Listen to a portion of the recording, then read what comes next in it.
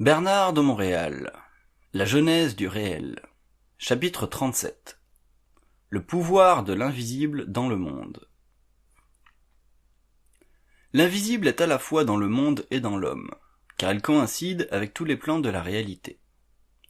Chez l'homme moderne, il reflète une extension de la superstition engendrée par la naïveté, alors que chez l'homme lumière, il s'unira à sa réalité.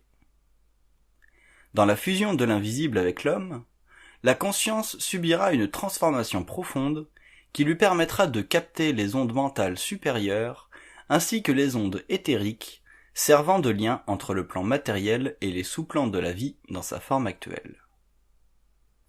L'homme croit que la vie, telle qu'il la connaît, est représentative de la vie en général dans l'univers, et cette conception est une particularité importante de sa conscience involutive.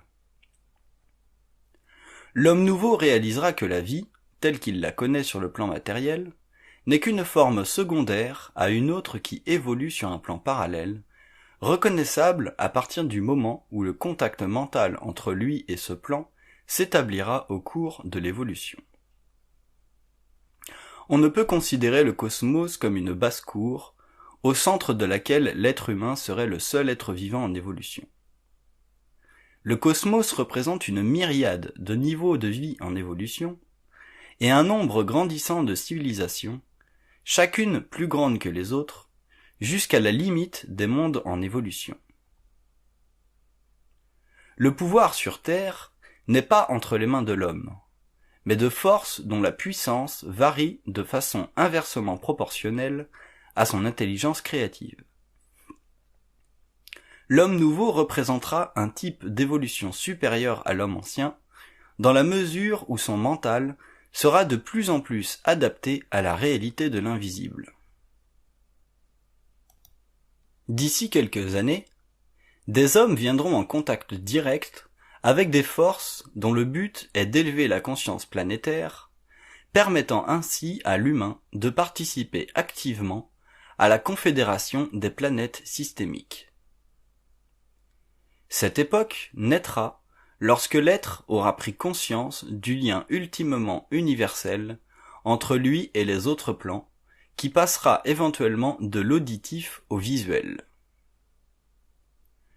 Suite au développement de la vision double, la civilisation actuelle atteindra son dernier stade avant l'effondrement final. L'humanité découvrira qu'une poignée d'hommes supraconscients, dont le cerveau aura été actualisé à sa pleine capacité, suffit pour transformer la conscience de tout un globe. Le pouvoir manifesté dans le monde ne représente que l'aspect superficiel du pouvoir réel. L'homme est encore trop inconscient pour reconnaître le pouvoir occulte des sphères sur sa conscience et la vie de sa planète. Cette ignorance est maintenue par le pouvoir réel pour des raisons planétaires, d'un ordre qui demeure au-delà de la compréhension et de l'expérience humaine. La vision qu'a l'homme de la Terre et de la vie en général est primitive, totalement dépourvue d'objectivité et de réalisme intégral. La fonction de la vie sur Terre est double. Dans un premier temps, elle est la mise en œuvre d'une expérience galactique dont la raison profonde dépasse l'entendement de l'homme involutif pour toutes les raisons qu'il peut mal imaginer. Dans un deuxième temps, elle répond aux lois des mondes parallèles dans la mesure où l'humanité sert à l'élévation et au perfectionnement de la conscience dans l'univers local sur tous les plans de la réalité.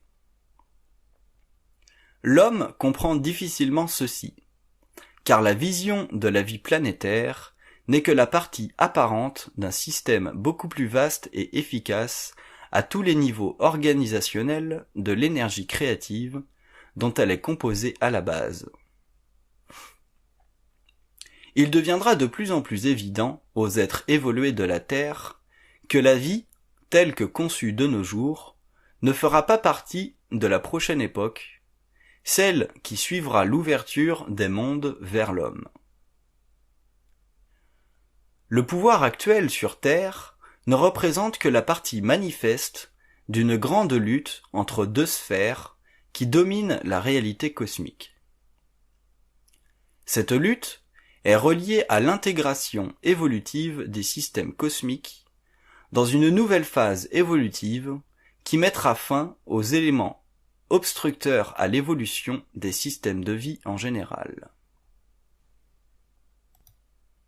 L'humanité involutive retarde l'évolution du cosmos, mais ceci n'est que temporaire. Les forces nouvelles qui éveilleront l'homme à sa conscience intégrale fusionneront avec lui et feront de lui un être supraconscient et naturel qui aura recouvré la double vision et le pouvoir sur la matière. La vie sera vécue selon les lois de la vie galactique et des mondes suprasensibles, dont l'homme ignore l'existence et l'influence qu'ils exercent sur les plans matériels et psychiques. Le mur entre l'homme inconscient et l'invisible est causé par le faible taux vibratoire de l'énergie dans son corps mental. Élevé en vibration, son énergie mentale transformera sa conscience et l'être nouveau sera libéré du cycle involutif et de ses conséquences sur sa vie. La vie involutive témoigne d'une grande et profonde subtilité de la manipulation de l'homme. Voilà pourquoi l'homme nouveau sera amené à ne plus vivre dans le passé afin de conserver l'identité de sa réalité nouvelle. Le passé ne représentera pour lui que l'amoncellement de valeurs illusoires avec lesquelles fut construite sa conscience personnelle et égoïque pour le maintien de la puissance invisible des forces astrales de la mort. La mort sera pour lui un espace-temps psychique où le corps matériel est inexistant, mais dont l'esprit est parfaitement capable de subir le contact inconscient par le biais d'une conscience endormie. Sa grande sensibilité lui démontrera que la vie inconsciente est un cauchemar maintenu en éveil par la manipulation subtile de ses états émotifs et mentaux inférieurs. La nouvelle évolution provoquera des changements de conscience tels que l'intelligence humaine en sera élevée bien au-delà de l'intelligence inférieure du mental involutif. Autant l'homme ancien avait fondé la valeur de son intelligence sur le pouvoir vibrant de sa mémoire, autant l'homme nouveau fera vibrer en lui des niveaux de vie mentale totalement libres de la mémoire de l'humanité. Ce mouvement nouveau du mental créatif transformera la conscience de la Terre et les connaissances de l'homme. L'invisible a toujours utilisé l'homme contre lui-même, et l'homme ne l'a jamais parfaitement compris. L'évolution fera de ce mystère une réalité psychologique et psychique, donnant naissance à une vaste connaissance de l'invisible et de ses lois. Autant l'invisible fut puissant durant l'involution, autant sa puissance sera intégrée au cours du nouvel âge. La lutte sera livrée par l'homme lui-même, car tout se passera dans son psychisme individualisé en voie d'intégration. La conscience supramentale ne sera pas de nature collective, mais strictement individualisée. Lors de l'intégration créative et psychique de l'invisible dans l'homme, ce dernier réapprendra à vivre dans un sens tout à fait différent. La vie involutive imposée à l'homme ne lui permit jamais de connaître tout ce qu'il aurait voulu vivre. Il dut la subir bon gré mal gré. Cette condition humaine disparaîtra avec l'évolution, et l'être apprendra à vivre selon les lois de son énergie, et non plus selon les valeurs factices que lui impose une civilisation contrôlée et dominée par les forces involutives de l'invisible. l'homme nouveau contrôlera son existence, et l'invisible le servira, tout comme il avait dû le servir inconsciemment durant l'involution. Ceci créera une révolution dans les sphères, et le pouvoir descendra sur terre. Autant l'homme fut une extension sur la terre de l'invisible et de ses lois pernicieuses, autant il établira sur le plan matériel les lois de la vie, car il canalisera les forces créatives latentes de son esprit. L'invisible deviendra réel pour lui. Au début de l'évolution, sa conscience mentale s'ouvrira à la vaste réalité par le biais de la pensée. Il comprendra intégralement le phénomène de la pensée et découvrira à quel point elle avait été sujette à la manipulation et à la coloration. Viendra ensuite une nouvelle transformation de sa psyché, où il verra objectivement dans l'invisible comme il voit dans la matière. Cette double vision lui donnera accès à l'organisation des mondes invisibles. Il réalisera que les différents plans de la vie dans l'univers sont intimement interreliés et que l'harmonie de sa vie sur Terre dépend de sa compréhension de cette organisation occulte de la vie. Élevé en vibration, son mental ne connaîtra plus la crainte. Il sera finalement dépouillé d'un cancer qui le ronge depuis le début de l'involution. En reconnaissant les illusions de la crainte, sa vie deviendra libre dans un sens réel. La séparation factice de l'invisible et de la vie planétaire aura créé chez lui les mécanismes de la division de son être dont il est victime depuis des millénaires. La réunification de ces principes fera de lui un être comblé, un être total, évoluant de plus en plus vers le perfectionnement de ses principes, à tous les niveaux de son organisation psychomatérielle. Le pouvoir de l'invisible dans le monde est fondé sur l'ignorance. L'homme nouveau comprendra le caractère occulte et voilé de la vie. Sa compréhension fera de lui un être capable de supporter sa propre énergie au lieu de l'avoir dilapidée sans direction créative toute une vie durant. Il mettra un terme à la domination psychologique de son moi et découvrira en lui-même une force extraordinaire au-delà de l'imaginaire. Il verra que la nature réelle de son mental est très différente de ce qu'il aurait pu imaginer pendant l'involution, alors qu'il était soumis aux lois du mensonge cosmique. La découverte de son mental supérieur, non astralisable, fera de lui un être comblé. Il réalisera finalement le pouvoir du mental universel et son accès à tout le savoir nécessaire à la vie créative, n'ayant plus à vivre en fonction des croyances de sa race, de sa culture, de sa civilisation. Il reconnaîtra que le savoir est universel et qu'il n'a plus à être dominé par des idéologies qui puisent leur force dans l'invisible du pouvoir involutif sur la Terre. Le pouvoir de l'invisible est en proportion de son ignorance, et sa liberté est en fonction de sa capacité de neutraliser ce pouvoir à travers les illusions et les voiles qu'il crée dans le mental humain planétaire. Le pouvoir de l'invisible s'effectue à travers l'émotivité subjective des pensées humaines. La pensée subjective fait partie de l'énergie du monde mental inférieur. Dans ce monde évoluent les forces retardataires qui séduisent la personnalité de l'homme. L'homme nouveau passera de la personnalité à la personne. Élever sa conscience jusqu'à cette dernière représente les aspects du plan mental supérieur. Quand le pouvoir involutif de l'invisible s'estompera de sa conscience, il sera libre.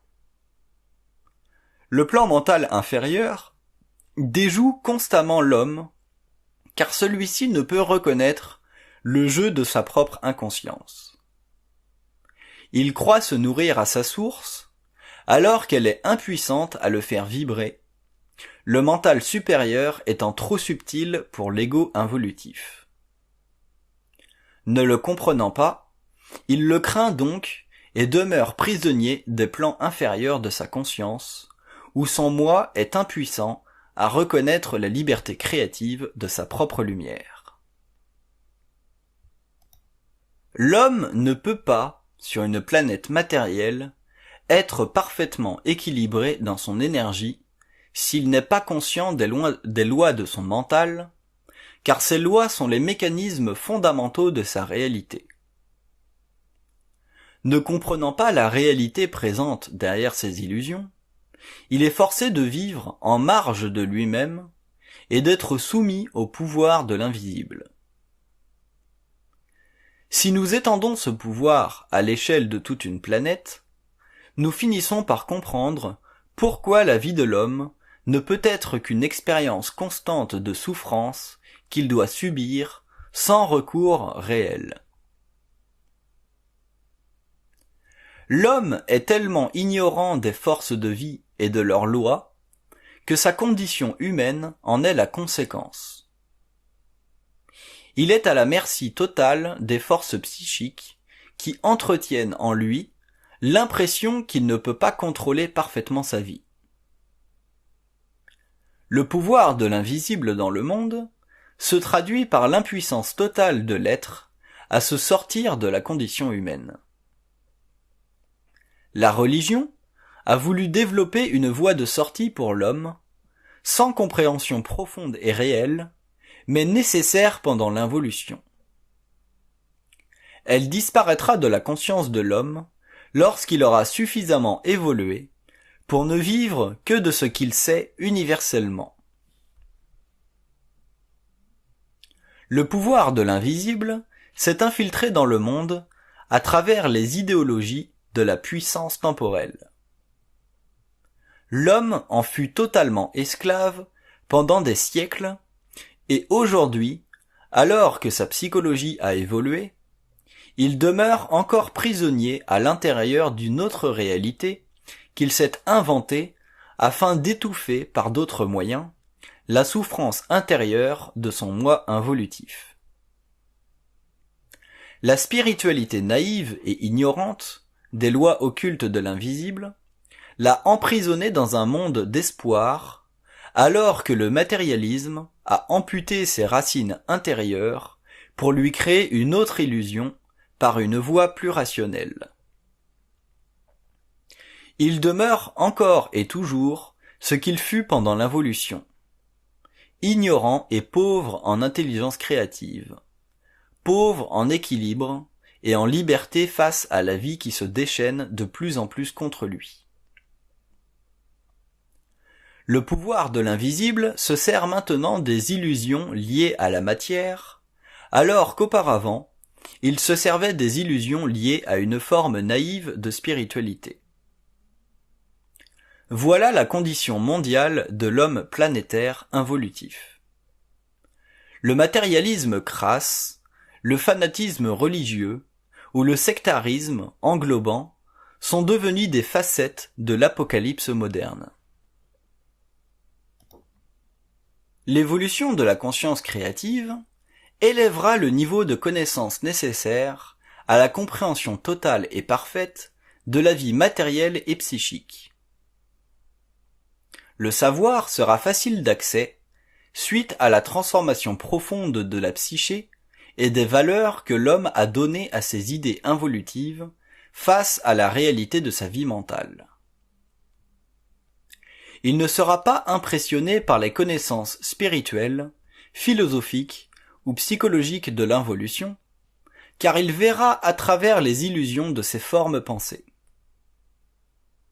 Il comprendra la limitation inhérente de leur structure et se verra obligé de les remplacer par un savoir issu de sa lutte contre tout ce qui le prédispose à une forme de limitation psychique.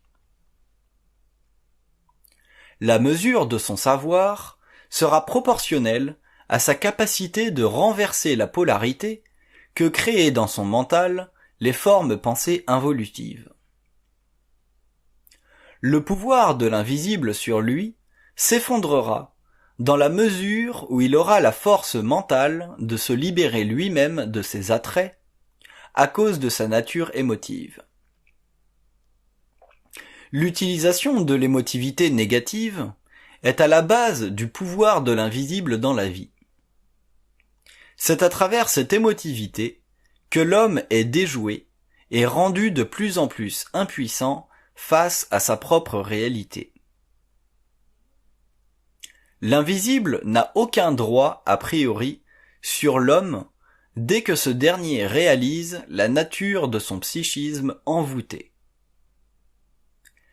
Les valeurs relatives de sa civilisation font partie de cet envoûtement du moi. L'homme conscient aura la responsabilité personnelle d'en évaluer les caractéristiques intelligentes et créatives afin de pouvoir éliminer ce qui est destructif et retardataire en lui-même. Une force mentale très grande sera nécessaire pour que l'être lumière puisse supporter son savoir face à la mémoire de l'humanité, car celle-ci est devenue, au cours de l'involution, la fondation de son moi et la structure de sa personnalité. Toute forme de connaissance qui n'est pas enracinée dans sa conscience universelle sera rejetée. Ceci marquera la fin de la domination de l'invisible sur sa vie matérielle et psychique. La compréhension des lois de l'invisible transformera la psychologie humaine et amènera l'homme à réduire les aspects accidentels de sa vie. Toute forme d'accident ou d'événement accidentel est liée à l'expérience planétaire dont la nature profonde est directement rattachée au besoin qu'a l'esprit de perfectionner sa relation avec le mortel. L'être humain est victime de différentes formes d'accidents dans le cours de sa vie, et les lois de l'accident retardent l'évolution car elles le prédisposent à vivre une diminution de son énergie créative reliée au pouvoir de son esprit dans la matière. L'esprit est une force qui doit être parfaitement équilibrée pour être utilisée de façon adéquate. Tant que l'homme demeurera prisonnier des lois invisibles de la vie, il se verra obligé de vivre d'expériences et de demeurer victime du pouvoir de l'invisible sur sa vie, subissant les aspects accidentels de son expérience. Le pouvoir de l'invisible dans la vie de l'homme est directement relié à son inhabilité de se défaire de ses liens avec les formes émotives de l'énergie mentale, accumulées au cours de son expérience. Tant que ces formes pensées émotives dans leur contenu ne seront pas comprises, l'invisible pourra interférer dans sa vie matérielle et le réduire à l'expérience à travers les lois de l'accident. Toute forme d'accident relève du pouvoir inférieur des forces de vie sur l'homme, et ce pouvoir témoigne de l'inhabilité de l'homme à contrôler son énergie. La vie involutive est une expérience de l'homme vers une forme d'accident. Cette condition témoigne de la dimension archaïque de la conscience humaine et du besoin éventuel de l'être de briser le pouvoir occulte de la vie. Tant que cette condition ne sera pas remplie, il sera réduit à vivre selon les lois de l'expérience involutive. Le pouvoir de l'invisible dans la vie fait de l'homme un être assujetti dans différents domaines de sa vie planétaire, et la maladie est un exemple typique de ce pouvoir. Pour l'humain, la maladie représente une défaillance quelconque de son organisme face aux exigences de la vie matérielle. Mais il découvrira un jour que la maladie est directement reliée à un état d'esprit dont il ne peut ou n'a pas pu contrôler l'énergie. Être malade veut dire être assujetti aux lois de l'accident. L'invisible est une dimension du réel qui doit être amenée sous son contrôle, car il représente la partie involutive du réel, encore en voie d'évolution. L'homme croit que le réel est parfaitement développé sur le plan évolutif, et ceci est illusion. Le réel n'est développé qu'en fonction du développement de l'homme. Tant que ce dernier ne sera pas complètement conscient, le réel demeurera une dimension en voie d'évolution par rapport à sa conscience, et il en subira la domination sur sa vie. L'invisible est une dimension psychique rattachée à l'homme par ses corps subtils.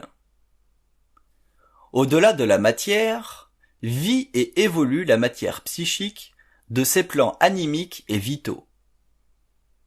Il découvrira ces plans, comme il a connu la matière, il vivra en relation mentale avec eux, et l'intégration des plans à sa vie matérielle sera établie.